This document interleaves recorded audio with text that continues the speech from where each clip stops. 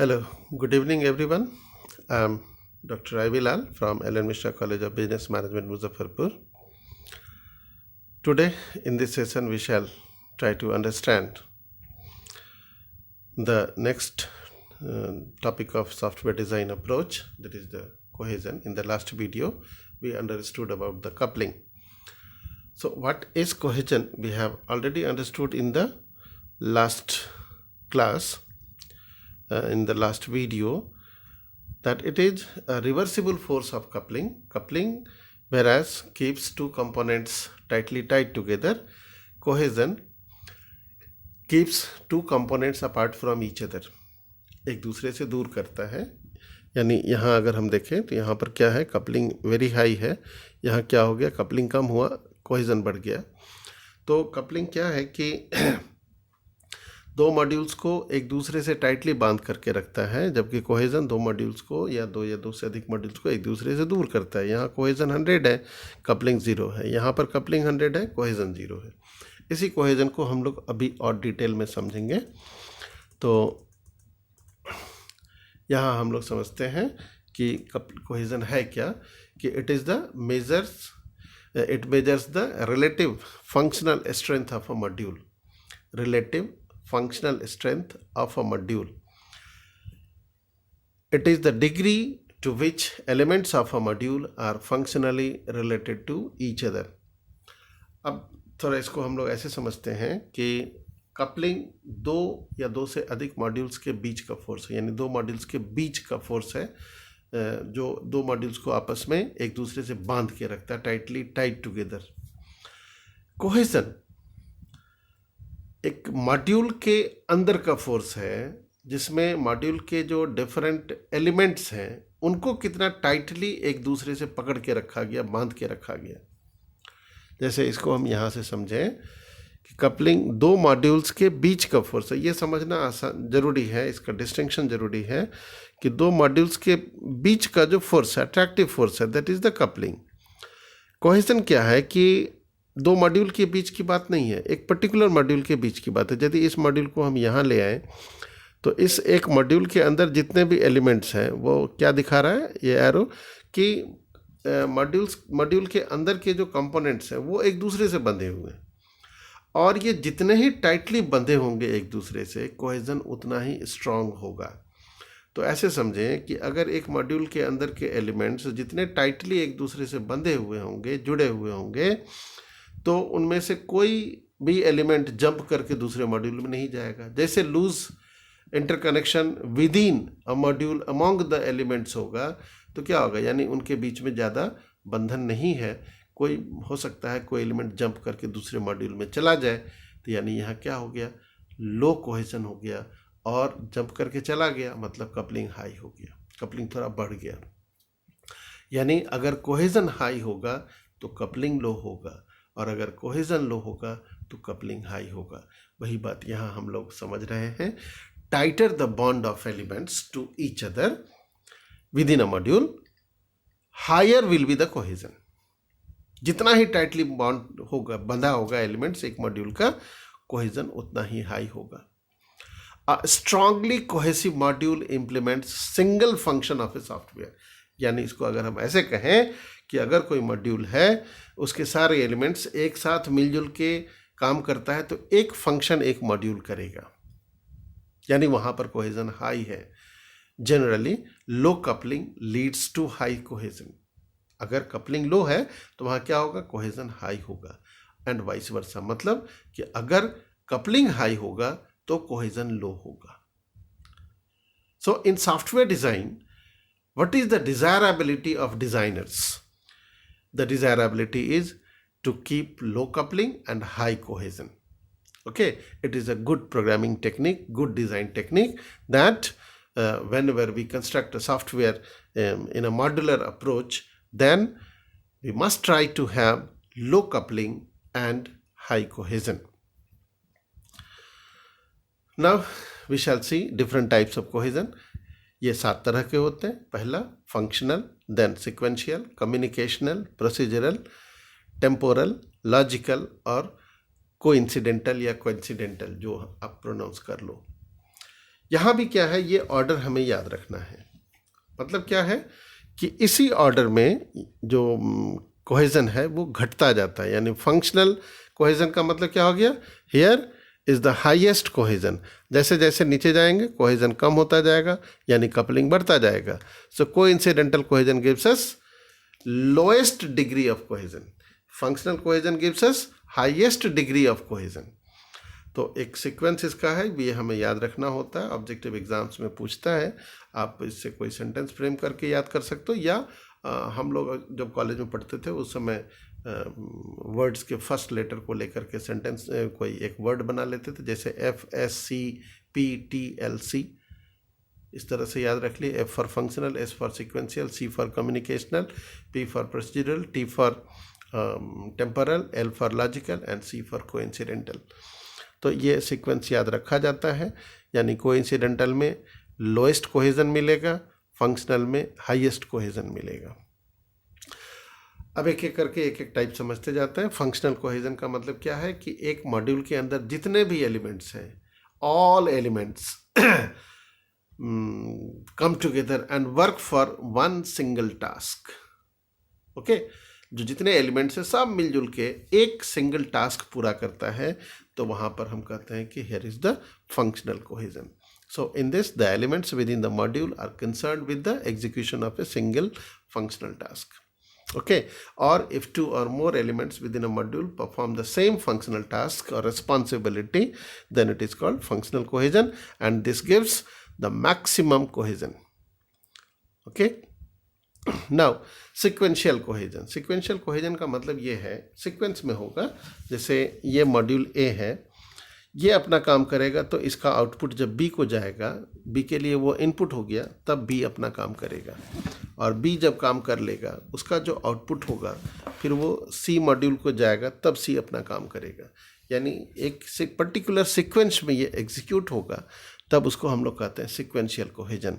Output of one element becomes the input to other and then so on in a sequence. Okay, now third, communicational cohesion. Communicational cohesion का मतलब यह है कि when all processing elements concentrate on one area of a data structure, okay, या elements of a module functions on same input और output, or elements within a module perform different functions, yet each function references the same input or output information. ये different modules elements है एक particular module के अंदर, ये सभी एक particular area से data को share कर रहा, तो यहाँ पर क्या है, communicational cohesion है। Okay, so when all processing elements concentrate on one area of a data structure. चौथा है procedural cohesion। प्रोसीड्यूरल कोहेजन में क्या है कि जैसे एक एलिमेंट ये है, दूसरा एलिमेंट है, तीसरा एलिमेंट है, सारा एलिमेंट अपना अपना काम करता है ना। जैसे ये एलिमेंट F1 काम करता है, ये एलिमेंट F2 काम करता है, ये F3 काम फंक्शन किया, ये F4 काम किया, but the order of execution is fixed. कि जैसे ये एलिमेंट अपना काम कर लेगा, उसके बाद ही ये एलिमेंट काम करेगा जब F2 हो जाएगा, फिर ये एलिमेंट जब काम हो जाएगा F2 हो जाएगा, उसके बाद ही ये एलिमेंट काम करेगा। तो इस तरह के कोहेजन को हम लोग कहते हैं प्रोसीजरल कोहेजन। यानी when processing elements of module are related and must be executed in a specific order. ये निश्चित है कि F3 एग्जीक्यूट करने वाला जो मॉड्यूल है वो तब तक रन नहीं होगा जब तक ये नहीं रन करेगा, एग्जीक्यूट हो जाएगा, और ये तब तक एग्जीक्यूट नहीं करेगा जब तक ये एग्जीक्यूट नहीं होगा। वही बात कर रहा है, must be executed in specific order, or modules whose instructions do different tasks, सब अलग अलग काम करता है। when modules whose instructions do different tasks but to ensure a particular order in which tasks are performed, these instructions are put into the same module. या इसको हम ऐसे समझ लें कि जैसे मॉड्यूल A है वो एक काम करता है, जब ये हो जाएगा तभी मॉड्यूल 2 का दूसरा काम होगा, ये फिक्स है। पहले वाला मॉड्यूल का काम होगा तभी मॉड्यूल 2 का काम होगा, उसके बाद मॉड्यूल 3 का काम होगा, उसके बाद मॉड्यूल 4 एलिमेंट 4 का काम होगा। तो हम क्या करें, ऐसे एलिमेंट्स को जो हम अलग अलग मॉड्यूल्स में डालेंगे तो वहीं पर कपलिंग हाई हो जाएगा। तो हम क्या करते हैं, कपलिंग कैसे कम करते हैं, इन सारे एलिमेंट्स को जिसका कि एग्जीक्यूशन एक फिक्स्ड ऑर्डर में होना है एक ही मॉड्यूल में डाल देते हैं। तो क्या हो गया, दो मॉड्यूल्स के बीच के इंटर रिलेशनशिप का बात खत्म हो गया और सारे के सारे एक मॉड्यूल में आ गए। तो यहाँ पर कोहेजन हाई हो गया। यही अगर हम इनमें से किसी भी एलिमेंट को दूसरे मॉड्यूल में डाल देते हैं तो एक मॉड्यूल के एग्जीक्यूशन के बाद दूसरे मॉड्यूल को एग्जीक्यूट कराना पड़ता है, यानी वहाँ पर कपलिंग हाई हो जाता है। तो इस तरह से हम लोग कपलिंग लो करते हैं और कोहेजन हाई करते हैं।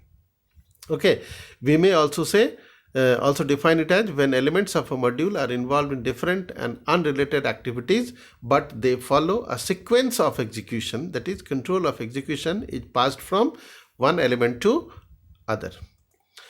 Now temporal cohesion, temporal time से लिया हुआ है, यानी जैसे 2 या 3 या 4 एलिमेंट्स हैं जो अपना अपना काम करता है, okay, but all are required to be executed at the same span of time at a particular time. जैसे ABC 3 मॉड्यूल्स हैं, तीनों को एक ही समय में एग्जीक्यूट होना है, तो उनको हम अलग अलग मॉड्यूल्स में क्यों रखें, तीनों को समेट के एक मॉड्यूल में डाल देंगे तो कोहेजन हाई हो जाएगा, कपलिंग कम हो गया, है ना। वही बात तब हम क्या कहते हैं कि टेम्पोरल कोहेजन होता है। जैसे यहाँ पर है ये मॉड्यूल F1 काम करता है, ये मॉड्यूल F2, ये F3, लेकिन F1 F2 F3 एक पर्टिकुलर टाइम पर रन होना चाहिए। जैसे फोटोकॉपियर में हम काम करते हैं या हम प्रिंटर में काम करते हैं, जैसे हम स्विच ऑन करते हैं तो कई मॉड्यूल्स एक साथ काम होता है। जैसे कंप्यूटर को हम बूट करते हैं, वहाँ भी कई काम पैरेलल होता है जो एक ही समय में होना है, सबका काम अलग अलग है बट सबका एग्जीक्यूशन एक पर्टिकुलर टाइम पर होना है। तब वहाँ पर क्या होता है, टेम्पोरल कोहेजन होता है। The elements within the module perform unrelated different activities but they come together at the same time to perform one task. Okay, so here is the temporal cohesion, or instructions that must be executed at the same span of time are put together in one module. Okay, जैसे all exception handlers are put together in one module। जितने भी exception handling के instructions हैं, छोटे छोटे elements से components हैं, उन सब को हम एक मॉड्यूल में डाल देते हैं। तो ये क्या हो गया, टेम्पोरल कोहेजन हो गया।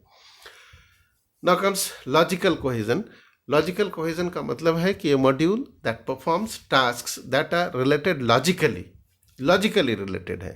जैसे a module that produces all outputs regardless of types, तब वहाँ पर क्या है, logical cohesion है। और when modules have logically similar instructions or elements or operations, then it is said it shows logical cohesion।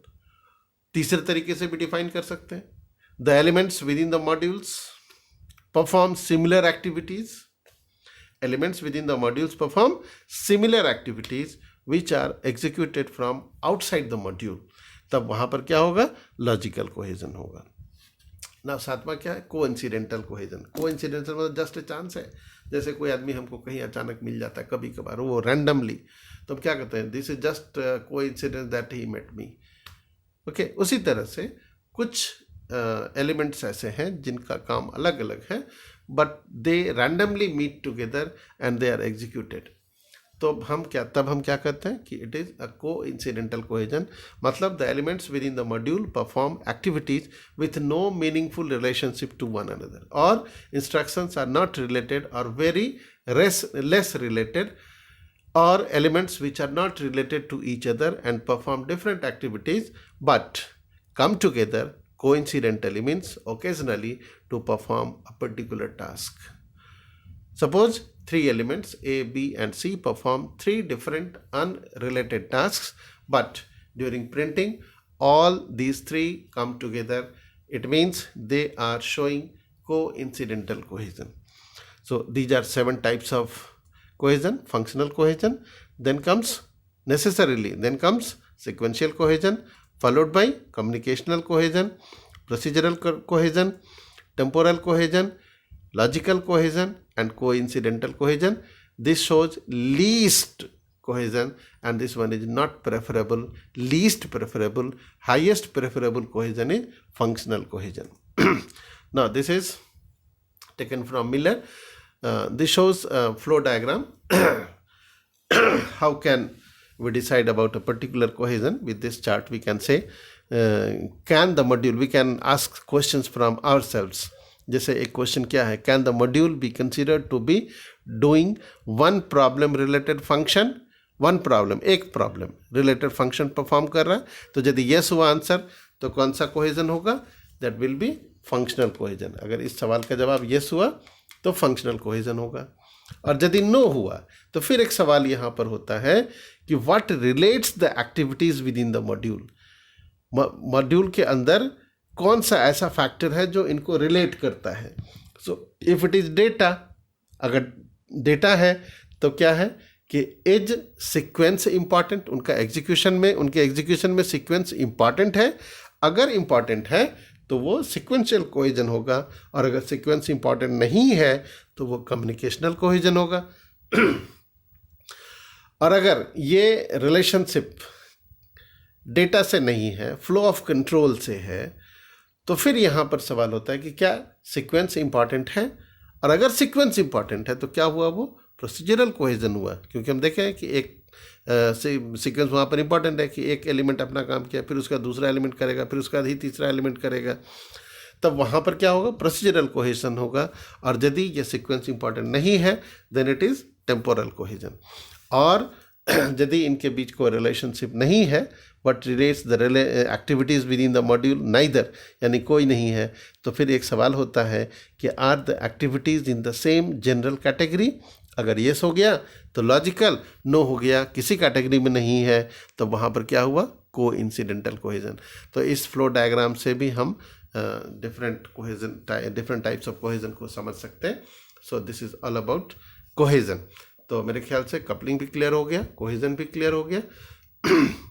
Okay, तो फिर हम अभी एक बार याद दिला दें, याद रखने के लिए, कि हम जब प्रोग्रामिंग करते हैं, सॉफ्टवेयर डिज़ाइन करते हैं, तो उसमें हमारी कोशिश होती है कि लो कपलिंग और हाई कोहेजन रहे। ये ऑब्जेक्टिव एग्जाम्स में ही पूछता है क्या डिज़ायरेबिलिटी है, तो डिज़ायरेबिलिटी है low coupling and high cohesion. Low coupling का मतलब हो गया कि दो मॉड्यूल्स के बीच में इंटरडिपेंडेंसी कम है। हाई कपलिंग का मतलब क्या हो गया कि एक मॉड्यूल के अंदर जो एलिमेंट्स हैं वो आपस में एक दूसरे से इतने टाइटली बंधे हुए हैं कि वो एक सिंगल टास्क को करता है, जो कि फंक्शनल कोहेजन में हमको देखने को मिलता है, and that one is the best desirable cohesion. So that's all for the day. Thank you.